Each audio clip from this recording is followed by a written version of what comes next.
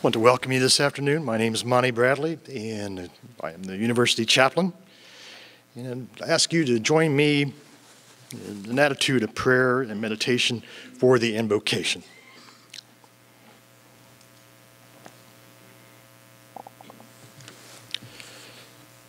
Creator God, we gather this afternoon in this hall as a community. We gather as friends, both old and new. May your Spirit move now among us on this Founders' Day, that we may touch the cornerstone of who we are, that we may remember from where we came, that we may take stock of our present. On this day and in this hour, may we be renewed and refreshed, that we may move into our collective future as a place of learning, as a sanctuary dedicated to the pursuit of knowledge, as a treasure hold where wisdom may be sought. Then well equipped, send us forth to serve in faith, with hope, and in love for all your children, wherever we may meet them. This we pray in your holy name. Amen. Turn it over to Tom.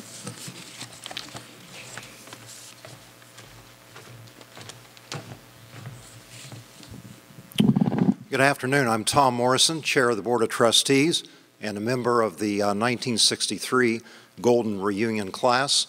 On behalf of the Board of Trustees, President Crendell and her administration, and the entire faculty and staff of Otterbein, I'd like to welcome you to this Founders' Day event. I'd like to begin by acknowledging the presence of a distinguished guest. Our former president, Tom Kerr, is here with his wife, Donna. Tom, could you stand? Can't quite see where you are.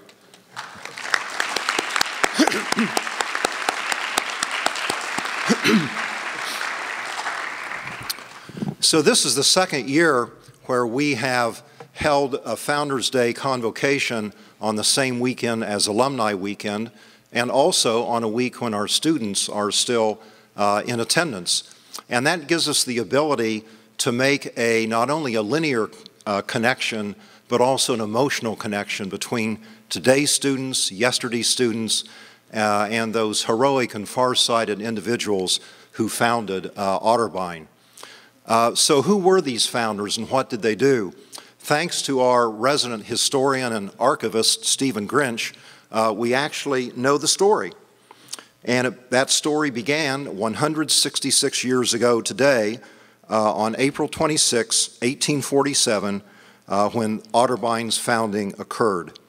On that day, 5 trustees of the Scioto Conference of the United Brethren Church held their first meeting to establish a new university. They put up the grand sum of $1,300, which allowed them to purchase 2 buildings and 8 acres of land from the Blendon Young Men's Seminary, which was then in debt and failing. Otterbein never misses an opportunity to get land cheap. In honor of the founding bishop of the United Brethren Church, the school was named Otterbein University of Ohio. Now, many of you may not know that we were founded as a university, but it's on our headstone above the front of Towers Hall. When you walk by Towers, take a look right in the middle front, and you'll see it reads Otterbein University. And so when we renamed ourselves Otterbein University in 2010, we were really reverting to our roots. It's remarkable to think about what that $1,300 set in motion 166 years ago. It set in motion 166 years of life-changing experiences for all who've come to Otterbein and who've been influenced by the spirit and ideals of this fine school. One of the rewards I found serving on the Board of Trustees is that we as a board are able to join with the administration, the faculty, and the staff in guiding Otterbein in a way that honors that 166-year history. In doing so, we always try to balance 2 principles. First, making sure that we remain true to the values and ideals on which we were founded. And secondly, while honoring our past, keeping a watchful eye on the future to make certain that Otterbein is evolving in order to meet the needs of our students in the 21st century. So today, as we reflect on Otterbein's founding, we'll be looking at how that past has shaped the way our students experience Otterbein today. Specifically, we'll be looking at snapshots of life at Otterbein at 3 points in time: 1913, 1963, the Golden Reunion class, and 2013, today's class. That should enable us to see how the values on which we were founded have endured over time. As we begin the celebration, I want to mention the words of Reverend Lewis Davis, who was one of those founders of Otterbein. Reverend Davis said, "The question is not, shall youth be educated, but rather, what kind of education shall they have?" Reverend Davis's message reflects the purpose that's guided Otterbein since its earliest days. That purpose is still true and relevant today. What kind of education shall our students have? You know the answer to that question. We at Otterbein strive to educate the whole person, and we strive to do so in a manner that's rigorous and intellectually honest, in an environment that fosters a culture of caring, civility, and inclusiveness, and an environment that prepares Otterbein graduates to lead meaningful and value-driven lives in the outside world. Today we celebrate the innovation, the intellectual rigor, the thoughtfulness, and the civility that defined Otterbein for the past 166 years. We're proud of the kind of education our students receive and the way that education is embodied in today's Otterbein curriculum. Now, we're particularly proud of the fact that from the time of our founding in 1847, Otterbein has been both coeducational and colorblind. Very few schools in the country can say that. Our first African-American student, William Hannibal Thomas, enrolled in 1859, but remained for only one term. It was not until 1893 that our first African-American student, William Henry Faust of Westerville, graduated from Otterbein. During his life of service, Mr. Faust taught school in Indiana, Ohio, and then finally in Lexington, Kentucky, where he served as a principal for 24 years. In Kentucky, Mr. Faust organized the Bluegrass Oratorical Association, the Bluegrass Athletic Association, and became president of the Kentucky Division of the National Education Association. Just before he retired in 1937, Mr. Faust received a master's degree from the University of Cincinnati and an honorary PhD in pedagogy from Otterbein. Thanks to research from our beloved Dr. Harold Hancock, whom all of us from the class of 1963 well remember, we have a copy, thanks to Dr. Hancock, of the speech that William Henry Faust delivered at his commencement 120 years ago in 1893. Here today, performing excerpts from that speech, is Otterbein Theater student major Anthony Casson. Anthony.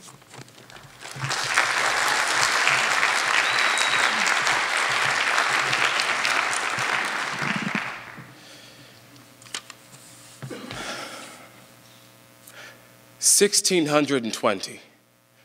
Thus marks the date most memorable in the calendar of the Occidental world. It marks the time when cupidity without a blush and degradation without resistance joined hands and plunged two races of men down into that whirlpool of antagonism, from which neither the lifeblood of 10,000 noble hearts nor the efforts of 300 years have been able to rescue it. 1620 thus marks the time when over the same territory there were scattered the seeds of liberty and the tars of human slavery. Then was ushered in the era when the silent few, with downcast heads and aching hearts, were made to bear the burdens of a nation. Then had come the time when the man was doomed to be the beast of his fellow man, rather than to become his messmate in the battles of life. And while the masters in the southland of this commonwealth were sleeping and indulging their ease, the black hero, with never-ceasing zeal, was laboring and toiling that the American soil might bear her fruitage. But we hasten to leave the shadows of the past, that period of shame and iniquity, to salute the epoch when universal liberty was proclaiming and when all men became free and equal before God and before the Republic.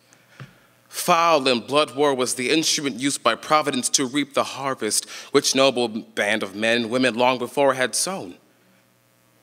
And here again the Afro-American proved himself a hero. For in that great struggle, he was no secondary place among the men of valor. 150,000 strong, he marched to meet the foe, and 150,000 more stood ready and willing to enlist. But when this bloody conflict has spent its force, when the gallant soldiers have returned from home in the field of battle, the colored man, although his chains had been unloosened and had fallen off, was far from being happy, though free. Sad fate had left him homeless, friendless, and almost without fear where to lay his head. But in spite of this forlorn condition, in spite of the fear and apprehension which he naturally felt being among his enemies, in spite of the mob violence and social ostracism, he has proved himself superior to all these disadvantages, and by his progressiveness has proved false every theory of his defamers. That race which has produced a James Durham, the slave who, after earning his freedom, became the most eminent and skillful physician in all the South, which has produced a William S. Scarborough, whose Greek grammar is used in Yale and Harvard universities, which has produced a Frederick Douglass, the orator, the Richard T. Greener, the scholar, George W. Williams, the historian, and Edmund Lewis, the woman sculptor. This race has demonstrated beyond reasonable doubt its no inferior place in any land, at any time, among any people. And yet the foreboding clouds that once shut out every ray of hope are fast melting away. As the Afro-American stands today and looks up and out, he can certainly see a more propitious star shining upon him than has ever been seen to shine upon his fellows at any time in the history of the world.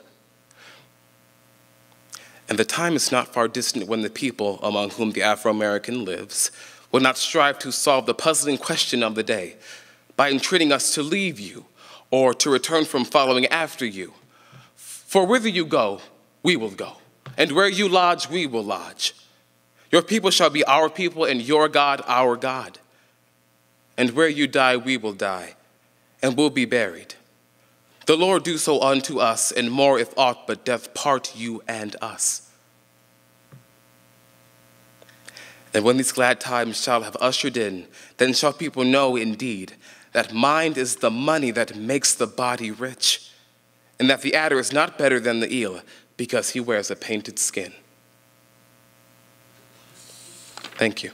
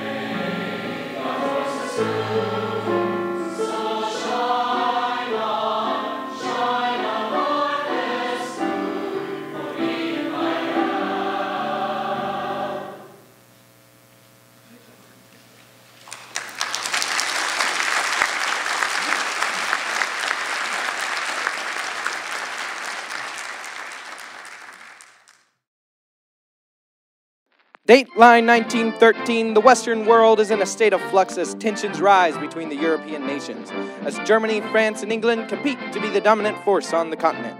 Across the pond, Mexico finds itself embroiled in revolution. But not all is doom and gloom. In March, the House of Romanov celebrates its 300th year at the head of the Russian monarchy. That same month, the marvel of modern democracy that is the American experiment once again saw power transferred peacefully between outgoing President William Howard Taft and incoming President Woodrow Wilson. Much to our chagrin, the 16th Amendment was added to the United States Constitution, allowing Congress to impose taxes on citizens' income, but wiser heads in Washington assure us that this will be a temporary measure at best, and not be of any great burden to our citizenry. And now we turn our attention to Westerville, Ohio, the biggest little small town in the country, home of the Anti-Saloon League and the American Issue Publishing House and Otterbein University. Let's check in with the young men and young women who have been honing their academic skills for the past 4 years and see what a typical slice of campus life is like. Athletics. It's the big unifying element among college activities.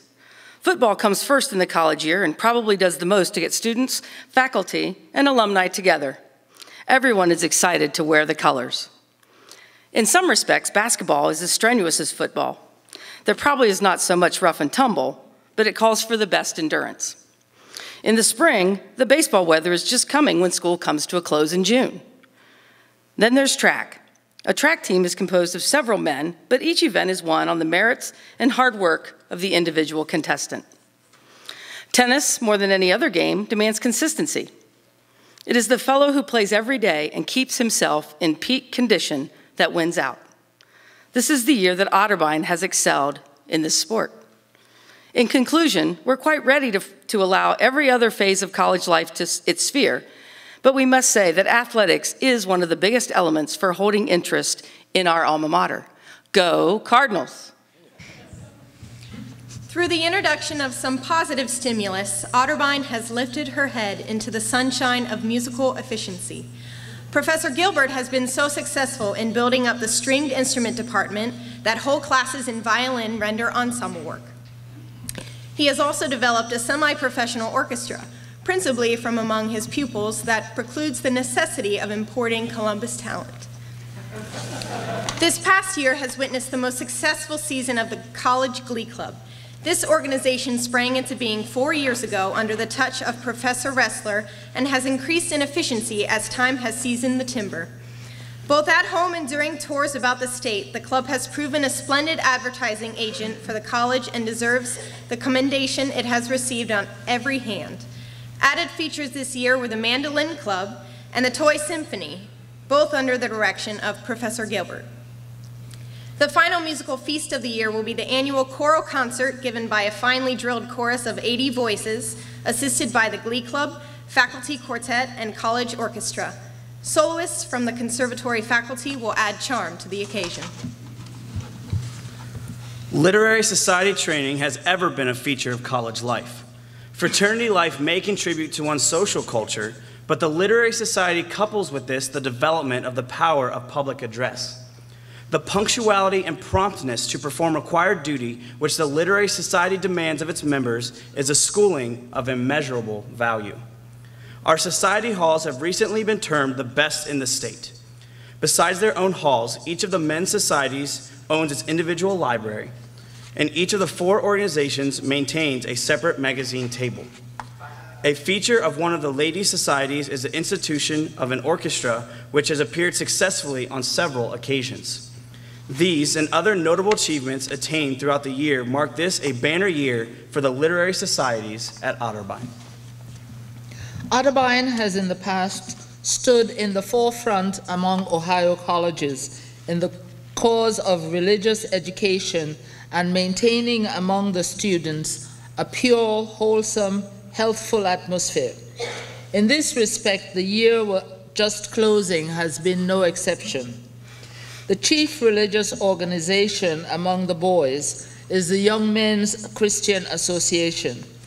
The association this year has had a record scarcely to be found anywhere else, every man in the college being a member of the association. A devotional meeting, usually in charge of the students, is held every Thursday evening at 6 o'clock. Corresponding to the Young Men's Christian Association is the Young Women's Christian Association. Every girl sees the need of uniting herself with the YWCA, and this year the organization has been well attended. From time to time, special speakers are present who add much interest to the meetings. We are glad that our college can boast of having these organizations which are so helpful and inspiring. The Christian associations are most valuable addition to the spiritual life of the college. There are many colleges which may boast of more and costlier social functions, but there are few, if any, that can claim a cleaner, pure social atmosphere permeating in all phases of student life at Otterbein.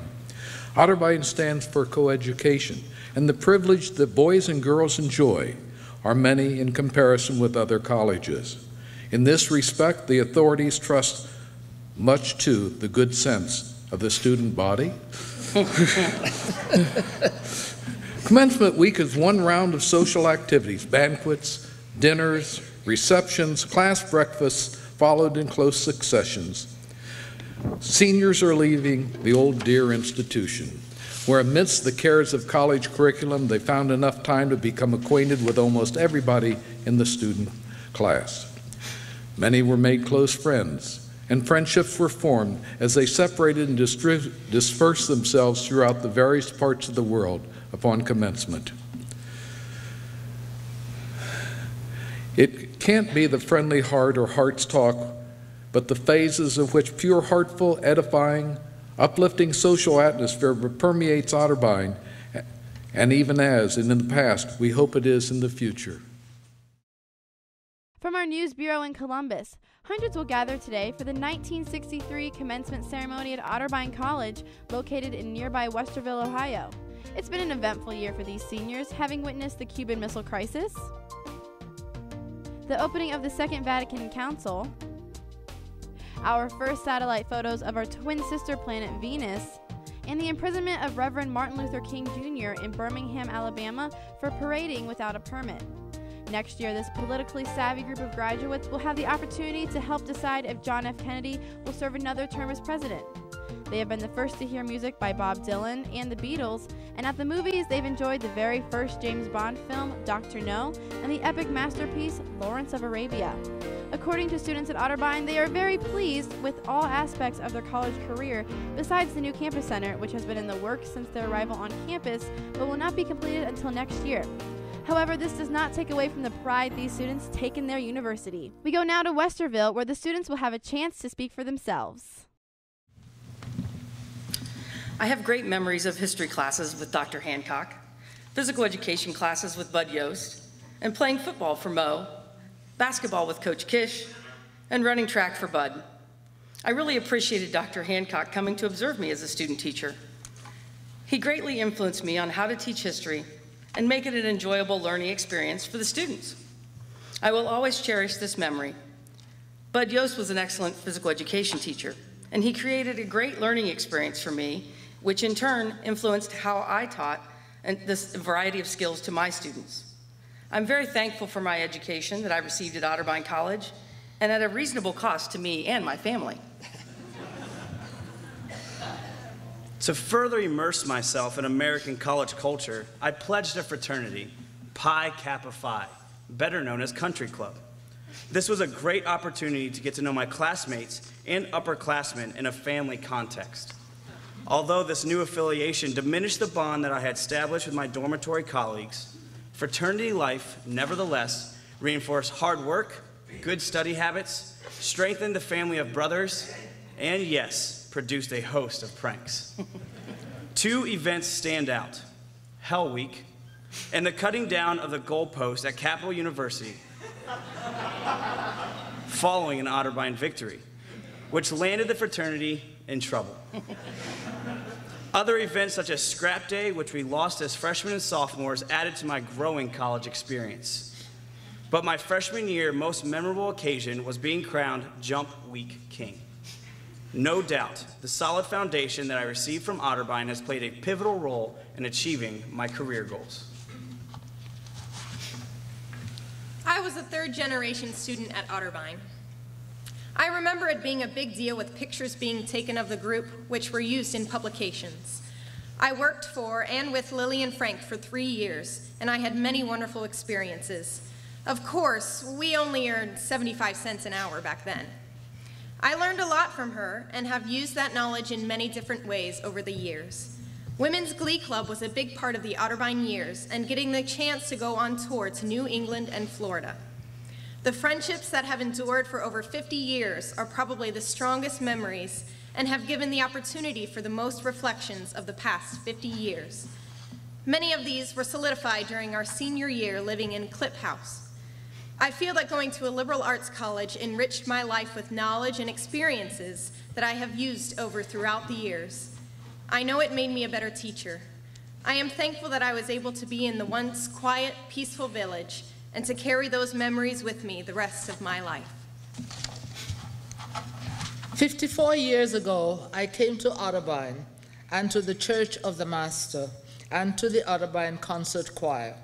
I did not know at that time that those 3 things, education, the church, and music, would be, along with family, the core of my life years later. My home church in Euclid, Ohio, and Dr. Kenneth Pauley, later chaplain at Otterbein, were instrumental in my decision to attend Otterbein. Singing in the choir at the Church of the Master was a big part of my first years here in Westerville, and now living here once again and attending Church of the Master and singing in the choir once more brings me full circle. I was not a music major, but participation in the concert choir and in musical productions under the direction of Dr. Charles Dodrell was unforgettable. Singing in the Church of the Master today is an important part of my faith. So my 4 years at Otterbein truly shaped my next 50. I, like many of you, remember the good friendships throughout our Otterbein years. My memories easily bring back the fine Otterbein professor's teachings. Who can forget dear Bama Nelson, who clearly explained to all of us that the 1950s movies were simply nothing more than kiss, kiss, bang, bang. Now let me tell you the rest of the story. These memories did not make it into Otterbein yearbooks, I guarantee you. A 1963 classmate and I set up an amateur radio station in the attic at Towers Hall, right across the way. This allowed us, through the air duct in the ceiling, to hear every word spoken at the faculty school administrators meeting, where they were deciding our educational future. It was not always good news. Oh, you may remember the years when there was the Cap Otterbein Paddle Trophy that was started when 2 Otterbein students drowned in a canoe going down Alum Creek one day before the school's annual football game. In remembrance, another Otterbein student and I obtained a canoe, made sandwiches, broke the ice in Alum Creek, and paddled away to Capitol for the annual football game. Canoe in hand, we entered the Capitol Stadium to the amazement of the crowd. I heard since then that the trophy has disappeared, has never been found. A few classmates and I often ate breakfast in the student union, allowing us to catch up on campus gossip. An obscure newspaper reported that Worcester College was going to make one of their domestic coeducational dormitories the next year. Our next student union breakfast gathering, some of the 63 classmates, and including myself, gossiped loudly that Otterbein had just approved coeducational dormitories starting the very next year throughout Otterbein. By 2 p.m. that very day, Otterbein trustees had received telephone calls from across the USA wanting to know why Otterbein, a good Christian institution, was going to promote such questionable living arrangements. I have many more memories, such as how the Otterbein steam tunnels can get you from building to building, how in just one evening the FBI, United Nations, and police and Westerville Police Department got involved in an Otterbein incident, the 1964 class bonfire that was held at Alum Creek flared up 5 hours before it was supposed to start. And it wasn't because of spontaneous combustion, I grant you. Don't forget to tell your children and grandchildren of your Otterbein memories, maybe leaving out a few of your out-of-class memories, like how to get to the Garden Inn. Scrap Day, the last of its kind. That year, we wore beanies to identify ourselves as freshmen. We were told that the beanies would be removed on a day in October after we went through what was called Scrap Day. Unbeknownst to us, it was to be a day of great humiliation of freshmen by sophomores. To me, as an African foreigner, it was the most ridiculous experience of my life. A sock hop, and I had no idea that was a dance, was held on the night before Scrap Day. Back at the dormitory, we were given a list of instructions. Meet at the science building at 5:30 in the morning, carrying waste paper baskets, I didn't know what those were, filled with candy for the upperclassmen. Wear jeans and shorts inside out and backwards, and a sweatshirt inside out, and a t-shirt inside out and backwards. Hair was to be braided in 100 braids with packs of gum, pencils, candy, etc., attached to the braids. I was the only one who knew how to braid in the dormitory. We duck walked to each fraternity house to serenade, but had water dashed on us for our trouble. A yell of air raid meant we had to fall flat on our faces no matter where we were standing. And then to the cafeteria for breakfast, where we stood to eat, unless called upon by upperclassmen to be fed. The day dragged on with many freshman-sophomore competitions, ending with a tug-of-war across Alum Creek.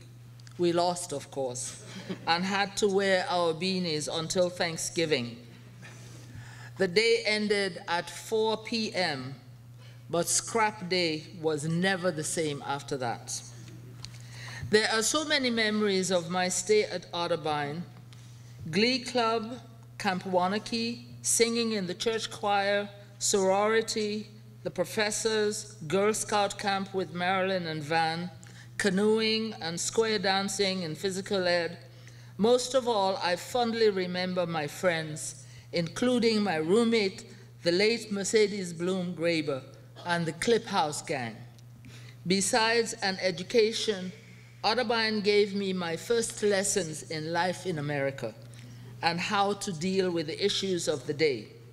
It provided a secure environment in which to grow, and for that, memories of the quiet, peaceful village will always remain with me. Con los terroristas.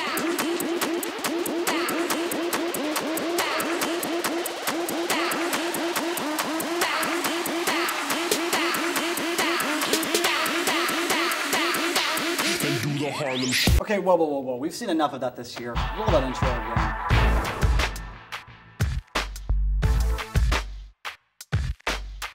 What's up, Otterbein? Campus Refresh. Welcome to the Founders Day Convocation. I'm glad you made it. It has been a crazy week here at Otterbein. I mean, we've got Founders Week, Greek Week, and Alumni Weekend. That's just chock full. Yeah, so my name's Dustin Runyon, and this school asked me to put this Campus Refresh together to kind of give you a recap quickly about what happened around the world this year. Okay, obviously one of the biggest events that happened in the country this year so far was the re-election of President Barack Obama. So for all you students out there that went out to vote, even if it was for Mitt Romney, good job for being a part of something bigger than yourself. No, seriously, pat on the back, you buckaroos. And another big event was the resignation of Pope Benedict from the Catholic Church. And I, for one, would love to congratulate Pope Francis I for taking the reins of the papal office. It's pretty cool.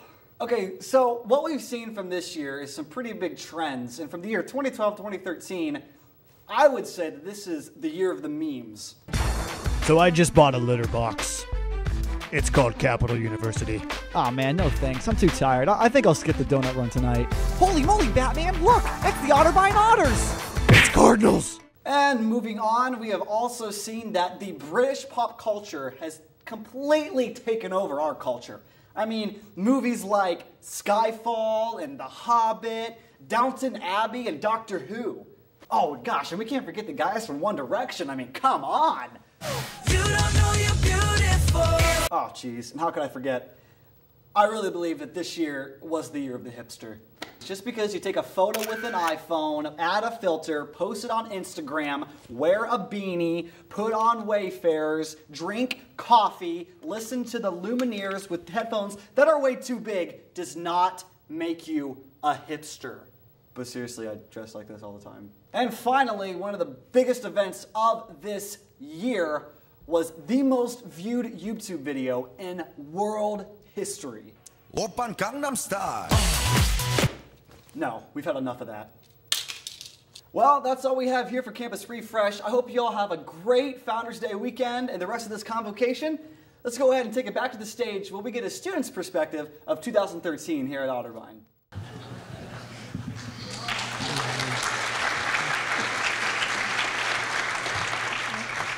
Oh, I got to get ready for class. I'm sorry, I was checking my email. So as I prepared the PowerPoint presentation for my class in the Clements Recreation Center, I emailed the students via Blackboard to remind them to complete their online survey before they come to class. We will be discussing the results of their StrengthsFinder assessment and how their individual strengths themes can be applied to their majors in athletic training, sport management, allied health, health promotion and fitness, and of course, health and physical education.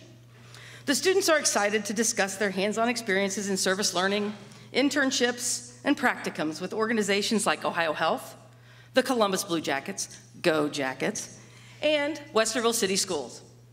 Each of the students have recently sent links to their professional e-portfolios to their prospective employers and graduate schools, detailing all of the wonderful experiences Otterbein has provided for them. They are keenly aware that their learning does not stop here. Otterbein University has given them the skills they will need to be successful far into the future. Joining a fraternity my freshman year was one of the best decisions of my college career. Becoming a member of Sigma Delta Phi quickly challenged me to step up and be a leader. It required me to analyze myself in the areas of brotherhood, fidelity, devotion, service, self-control, and scholarship. Through my 4 years of being involved in Greek life, I've been presented with several opportunities to experience growth in all of those areas, whether that be volunteering with my fraternity at Otterbein's biannual community plunges, or simply spending time with my brothers at our fraternity house. Being Greek has challenged me to develop leadership skills that have prompted me to step up around campus, applying for positions such as a tour guide and orientation leader. Being Greek has not only helped me develop into a leader around campus, but has also created a strong foundation for adulthood as I plan to graduate in just a few short weeks. One thing being Greek quickly made me realize is what it means to be a part of an organization. No longer are you simply looking out for yourself and doing work for yourself. But Greek life provides one with a unique opportunity to be able to play a small role in a much larger movement. Greek life made me realize how selfish I was with my skills and talents. I believe this is a solid foundation as I plan to graduate and go into a job where I will be serving on a team playing a small role in such a large movement.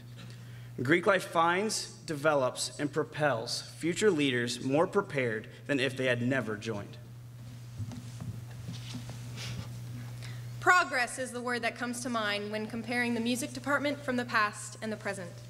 Otterbein's music department currently hosts 7 different choral ensembles, ranging from traditional a cappella to vocal jazz. The department's string orchestra program is running strong, and there are currently 2 primary band ensembles, as well as marching band and a range of chamber groups to participate in. The music department has even seen rapid growth in its relatively new music and business major, developing new curricula to prepare students for the audio industry and other related tracks in our technologically advanced world. My experience in the Otterbein Music Department has been an educating and exciting adventure. The track teaches one to be disciplined, responsible, and open-minded. The faculty teach beyond the realm of their subject. They teach life lessons. I have certainly treasured this trait throughout my years in the Battelle Fine Arts Building, for it shows college students a world and lifestyle worth living outside of the textbooks, music history research papers, and endless hours of McDammit oral skills. The hard work has definitely paid off, and I stand before you today not only as an educator, but a functioning member of society, ready to take on the world and all it has to offer me. And I will fight the world back, knowing that I very well have opinions and experiences to offer it. My experience with religious life at Otterbein was instrumental in making me the person that I have become. I worked in Chaplain Monty Bradley's office for 2.5 years, and I see him as a mentor and an inspiration in my life. I also built close relationships through Church of the Master's Young Adult Service Crossroads. I participated in service through religious life by taking alternative spring break trips with other students where we worked with nonprofit and hurricane relief organizations. I have thoroughly enjoyed and grown as an individual through my time at Otterbein and the many experiences that religious life and service have offered. When I came to Otterbein, I joined the Campus Activity Board. It was a great opportunity for me to grow as an event planner, but I found myself getting more and more involved in the social life of campus. With CAB, I was responsible for planning First Friday Festival, many aspects of the homecoming, and even bingo and free movie night. Creating a social life for campus became my social life. I was making more friends than ever before, while still gaining professional experience. Planning events was a way for making memories for the campus and also for myself. This fall I have the opportunity to study at the Disney College program. With my involvement on Otterbein social life and the growing knowledge and experience in planning events, I find myself coming closer to my magic dream job. I love being part of the social life of Otterbein because I believe that planning events creates an experience and involvement and an environment the campus community can relate to, and evokes emotions and makes memories.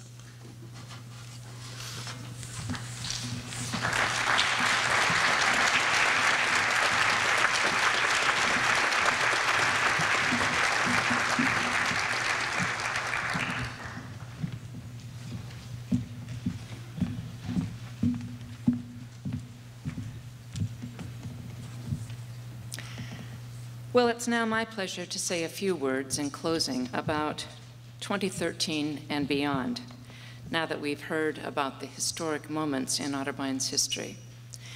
I want to say thank you to the faculty, staff, and students who join us today to mark this occasion. And I would also like to add a very warm welcome to all of the Otterbein alumni who are here with us today. More than 450 alumni will be returning to Otterbein this weekend to celebrate Spring Alumni Weekend, and some of them are joining us this afternoon. I would like to ask all of the Otterbein alumni present to please stand so we can welcome you back home. Please stand.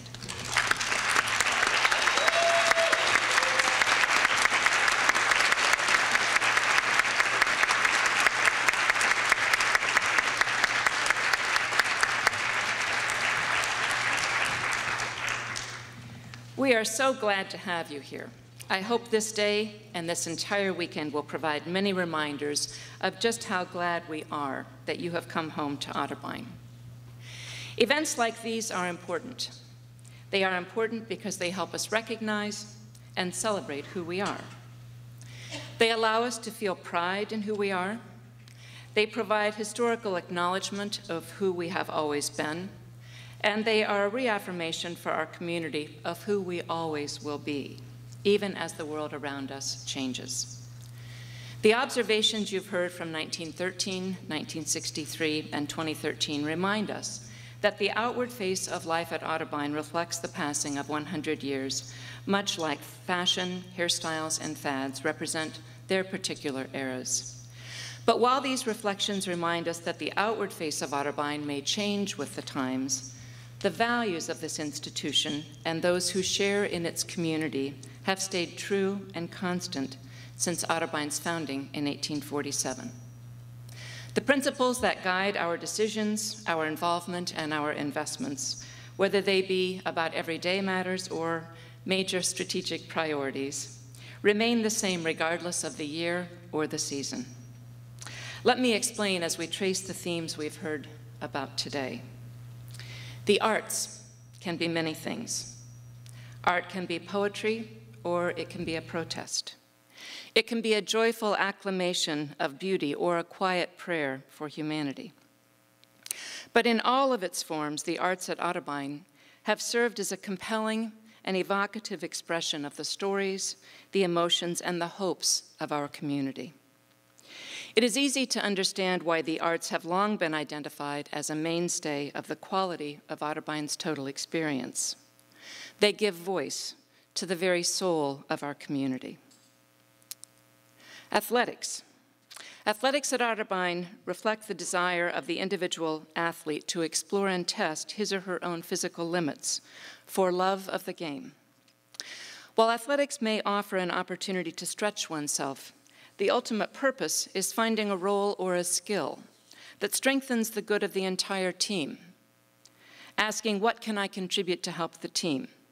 How do my skills balance and complement and strengthen those of my teammates? And our coaches. Our coaches not only guide plays on the field, they also guide and mentor the athletes who look up to them as role models and leaders. Healthy and spirited competition gives athletes the chance to prove to themselves and to their fans what they are capable of accomplishing.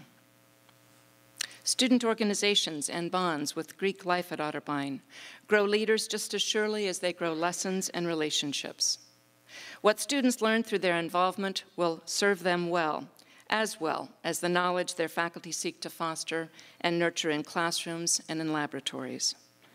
Involvement in any organization at Otterbein is a safe place to succeed or perhaps to make a few mistakes. It is a place for students to learn how to lead, but also how to follow. Otterbein students, faculty, staff, and alumni of all generations serve as an example of a universal spiritual truth, the Golden Rule. Whether that came through weekly chapel sessions or through ongoing community service plunges, Otterbein has always asked all of us to do unto others as we would have done to ourselves. When Otterbein students are mentored and guided by faculty and staff who help them question, what can I do for others, their response is critical. It might mean serving a meal. It might mean being a mentor. But whatever it is, it means someone is taking some form of action in affirmation of someone's importance to our community. And throughout all of this, you will hear us talk about social connections, relationships. That is what makes up the Otterbein community. These relationships are about more than the simple joy of lifelong friendships. Wendell Berry once noted that a proper community is a commonwealth, a place, a resource, an economy. It answers the needs, practical as well as social and spiritual, of its members. Among them, the need to need one another. Otterbein has needed each of you just as much as you have needed all that it has had to offer. And the world, I can tell you, needs more members of the Otterbein community. Of this, I have never been more certain. Immediately prior to today's Founders Convocation, we held a brief remembrance ceremony to honor the members of the Otterbein community we lost since last year's Spring Alumni Weekend. We paused to remember the ways their lives were unique extensions of care, concern, courage, and kindness. We honor their contributions offered by skilled hands, thoughtful minds, and compassionate hearts. These are the very hallmarks of the Otterbein community that we celebrate today. These are the values I witness in practice each and every day on our campus. And as I consider the Otterbein community, its teachers, nurses, artists, scientists, historians, preachers, poets, and business leaders, I know each member will leave this quiet, peaceful village to take those values out to those in need. This is what your professors, your mentors, and your fellow alumni are counting on you to do. Before we end, I would like to recognize a member of our community who deserves our thanks for all that he has offered. This leader has given so much more than time, but since we measure things in time, I want you to know that he has given 25 years of his life in service to his alma mater. His values in practice as an alumnus, as a professional, and in service reflect the kind of integrity we proudly associate with the Otterbein community. Ladies and gentlemen, will you please join me in offering Tom Morrison one small gesture of our thanks as his service as the chair of the Board of Trustees comes to its close. Tom, thank you.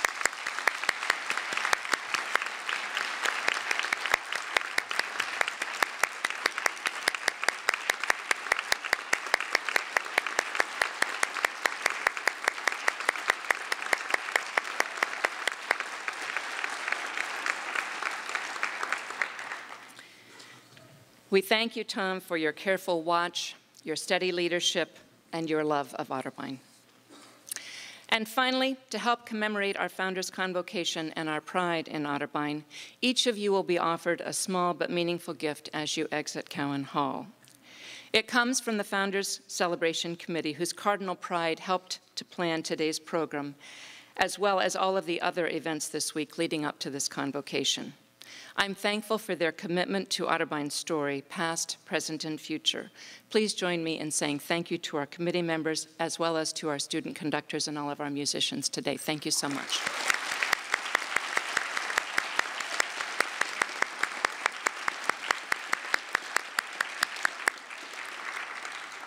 As you leave today, please be sure to take a bookmark with photos of the Otterbein community from each of the years we reflected upon today, 1913, 1963, and 2013. Whether you use this gift for its practical purpose to mark your place in a book or you keep it tucked away to serve as a memento, I hope it will be a reminder to you that you are a member of the Otterbein community, and that means something. Remember, it is an important part of who you are, who you have been, and who you always will be. And now, will you please join me and stand and sing the Otterbein love song? The words can be found inside your program. I would ask that the audience remain standing during the faculty recessional at the end of the program.